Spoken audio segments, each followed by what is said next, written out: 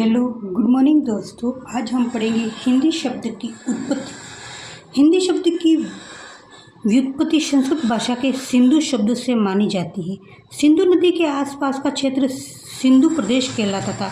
Iran फारस की तरफ से भारत में आने वाले विदेशी आक्रमणकारी हिंदुकुश पहाड़ी मार्ग को पार करके जब सिंधु प्रदेश में आए तो उन्होंने सिंधु प्रदेश को हिंद प्रदेश कहा, क्योंकि ईरानी फारस भाषा में शब्द की प्रथम स ध्वनि को ह ध्वनि में उच्चारित करते हैं। अतः सिंधु प्रदेश को हिंदू प्रदेश कहने लगे। ये वहाँ के निवासियों को सिंधु के स्थान पर हिंदू कहने लगे। यही सिंधु की भाषा हिंद कहलाने लगी और आगे चलकर ईरानी भाषा का एक प्रत्यय लगने के कारण हिंदी बन गया, जिसका अर्थ हिंद का हुआ। यह शब्द धीरे धीरे परिवर्तन होकर हिंदी का हुआ, जो अंग्रेजी भाषा के रूपांतरण के कारण इंडिया बन गया। आज यह इंडिया भारतवर्ष का सूचक बन गया। अब हम पढ़ते हैं हिंदी भाषा का उद्भव और विकास। भारतीय भाषा का प्राचीनतम ग्रंथ ऋग्वेद है। ऋग्वेद की भाषा संस्कृत थी। संस्कृत का भाषा का समय 1500 ईसा पूर्व से 500 ईसा पूर्व का रहा है।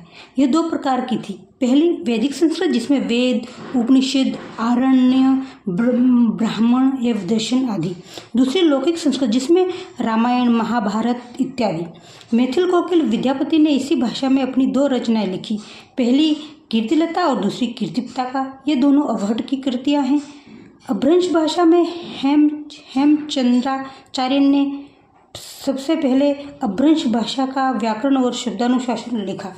अपभ्रंश की क्षेत्रीय भाषाओं में, जिनमें हिंदी का उद्भव हुआ है, शौरसेनी अपभ्रंश, मगधी अपभ्रंश, अर्धमागधी अपभ्रंश, शौरसेनी अपभ्रंश की उपभाषाएं एवं बोलियां। आगे पढ़ते हैं हम उपभाषाएं। बोलियां।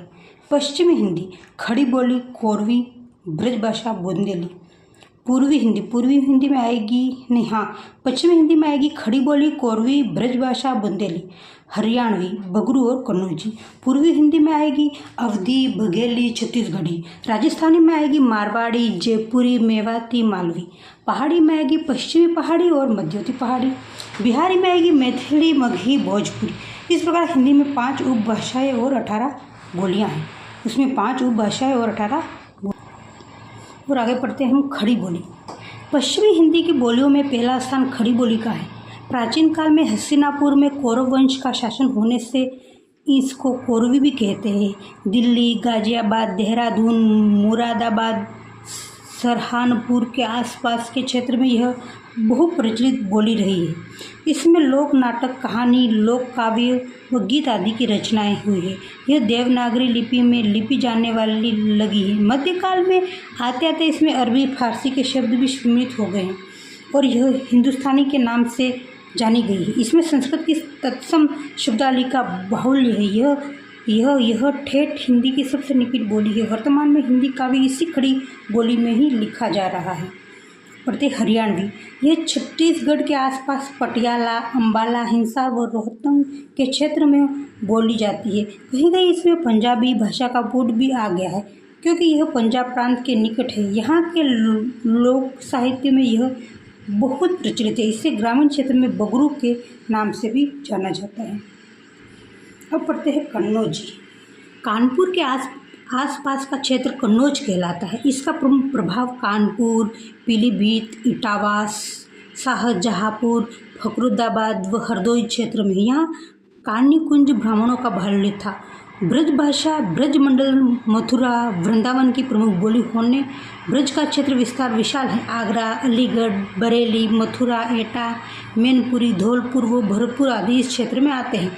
सूरदास, नंददास, केशव, बिहारी, घनानंद, पद्माकर, देवया, अष्टछाप व अन्य कवियों रचनाएं इसी भाषा में मंडित है।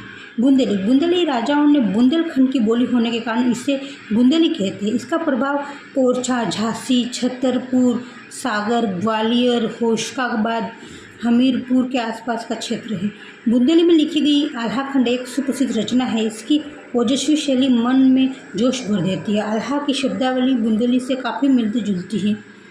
फिर है अवधी। अवधी पूर्वी हिंदी की बोलियों में सबसे पहला स्थान अवधी का है। ये अयोध्या के आसपास की बोली है। अयोध्या का वर्तमान नाम अवध प्रदेश है। तुलसी की रामचरितमानस अवधी की प्रसिद्ध कृति है। इसका प्रसार अयोध्या, सुल्तानपुर, प्रतापगढ़, सीतापुर, फैजाबाद व बाराबंकी आदि क्षेत्रों में है। तुलसी और जायसी इस भाषा के प्रसिद्ध कवियों में गिने जाते हैं।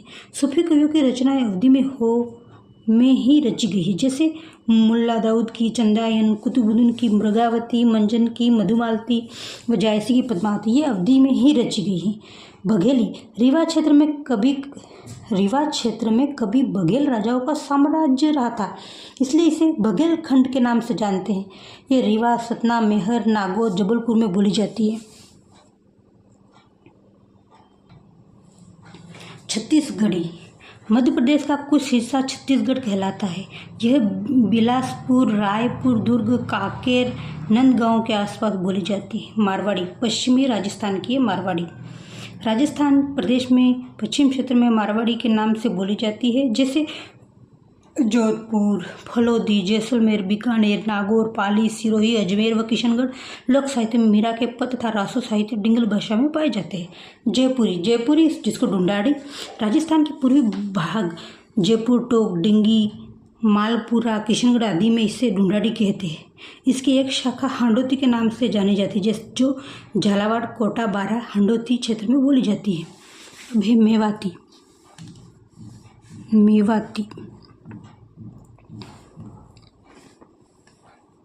आई होप आपको दिख रहा होगा गाइस।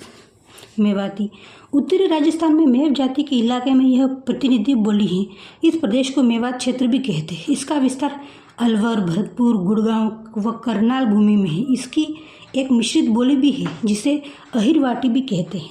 मालवी राजस्थान के दक्षिणी भाग मालवा प्रदेश में यह मालवी के नाम से जानी जाती है। इसका क्षेत्र उदयपुर, चित्तौड़गढ़, मध्य प्रदेश की सीमा में लगे इंदौर, रतलाम, भोपाल, देवास, होशंगाबाद इसके आसपास क्षेत्र में है। भोजपुरी बिहार राज्य के भोजपुर क्षेत्र में आधार पर इस बोली का नामकरण किया गया।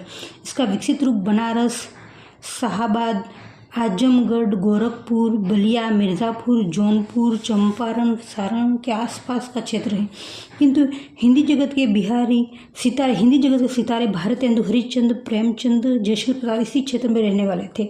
मगही बिहार के मगध प्रदेश की बोली होने के कारण इसका नाम मगही है। मागधी अपभ्रंश की यही विकसित बोली है। यह पटना, भागलपुर, हजारीबाग, गया, पलामू के आसपास बोली जाती है।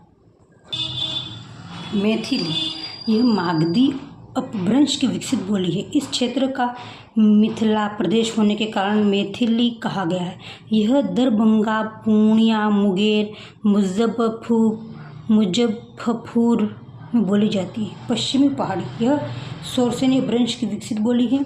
ये हिमाचल प्रदेश में शिमला, मंडी, धर्मशाला, अम्बाला के आसपास के क्षेत्र में बोली जाती है। मध्यवर्ती पहाड़ी गढ़वाली, कुमायूनी इस बोली का क्षेत्र गढ़वाल प्रदेश है। यह गढ़वाल कुमायूं में बोली जाती है। छायावाद के प्रसिद्ध कवि सुमित्रानंद पंत इसी क्षेत्र के हैं। मध्यवर्ती पहाड़ी क्षेत्र की बोली होने के कारण इसे मध्यवर्ती पहाड़ी के नाम से जाना जाता है। यह सोरसेनी अपभ्रंश से विकसित हुई है। उत्तरांचल का कुमायूं क्षेत्र कुमायूनी बोली का क्षेत्र है। नैनीताल, अल्मोड़ा, रानीखेत यह बोली जाती है। इतिहास शब्द इति और हाथ से बना है, जिसका अर्थ है ऐसा ही था। गोकुलनाथ द्वारा रचित 84 वैष्णव की वार्ता और 252 वैष्णवों की वार्ताएं। नाभादास कृत भक्तमाल, ध्रुवदास कृत भक्तनामावली और संत वाणी संग्रह, भिखारीदास कृत काव्य निर्णय तथा अन्य कृति कवि नामावली, मोर तरंगिणी श्रृंगार संग्रह, हरिश्चंद्र कृत सुंदरी तिलक, मतादीनाथ मिश्र का कवित रत्नाकर।